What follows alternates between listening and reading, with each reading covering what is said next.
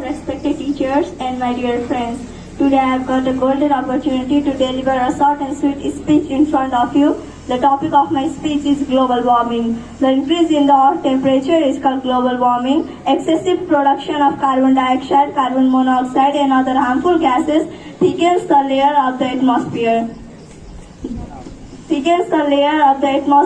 It breaks the sun rays returning from the earth and increases the temperature of the earth.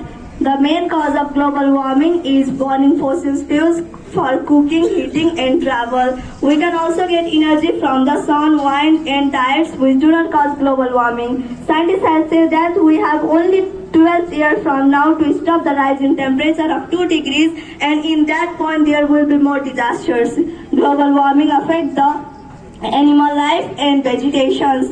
It melts the snow of Arctic regions and Himalayas, which cause flood all over the world, especially in low sea level areas. Ocean knew no boundaries. It results in climate change. Global warming and climate change destroy the life cycle and many ecosystems. It also affects the food we can grow, which by which millions of people will suffer from it. All the countries of the world should be united to protect our mother earth. We should control pollution, deforestation, etc.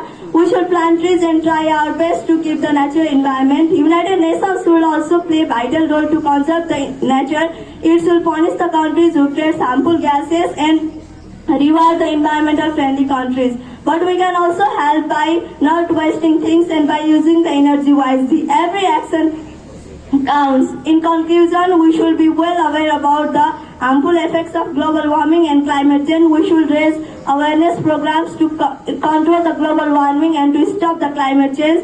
On an individual level also, we must work to adopt the greener and healthier lifestyle. We should walk more and drive less.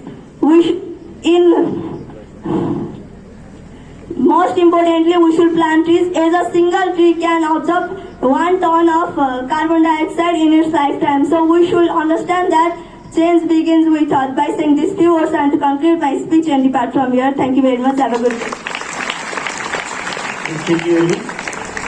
For next day's speech, I would like to request Mr. Vivek Shrestha of class 9B.